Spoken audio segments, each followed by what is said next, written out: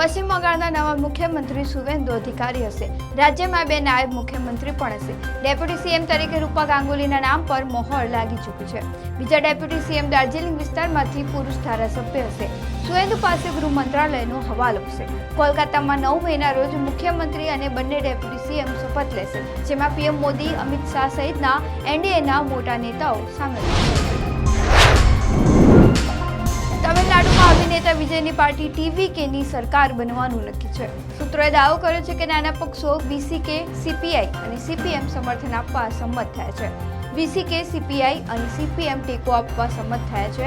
આ તમામ પક્ષોના 2 ધારાસભ્યો ચૂંટાયા છે। 5 ધારાસભ્યો ધરાવતી કોંગ્રેસે પહેલાથી જ ટેકો આપવાની જાહેરાત કરી છે। અમદાવાદ પ્લેન ક્રેશ મામલે મોટા સમાચાર સામે આવ્યા છે। કેન્દ્રીય એવિએશન મંત્રી રામમોહન નાયડુએ પ્લેન ક્રેશ રિપોર્ટ અંગે માહિતી આપતા કહ્યું કે પ્લેન ક્રેશની તપાસ અંતિમ તબક્કામાં છે। આગામી 1 મહિનામાં અમદાવાદ પ્લેન ક્રેશનો રિપોર્ટ આવી શકે છે। તેમણે જણાવ્યું હતું કે ક્રેશમાં પ્રભાવિત પરિવારોને યોગ્ય વળતર અને સહાય મળે તે માટે પણ સતત મોનિટરિંગ કરવામાં આવી રહ્યું છે।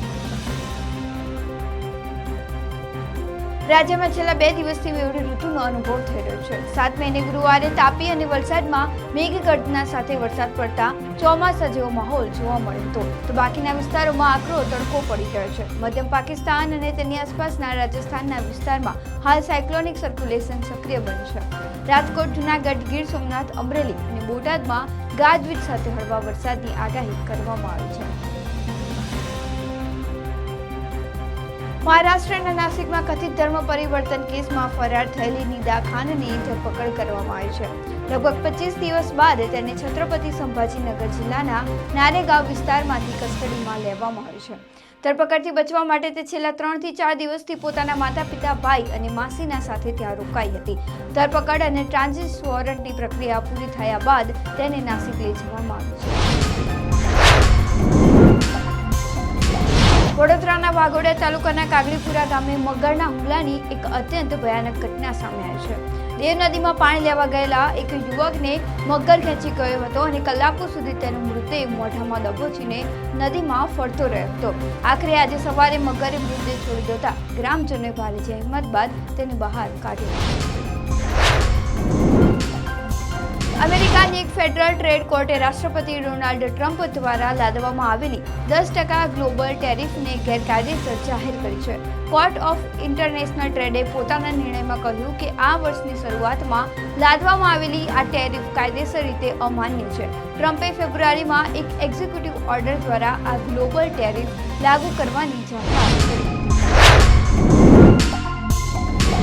પશ્ચિમ બંગાળમાં ભાજપ નેતા સુવેન્દુ અધિકારીના પીએ ચંદ્રનાથ રથની હત્યાની તપાસ ઝડપથી આગળ વધી રહી છે।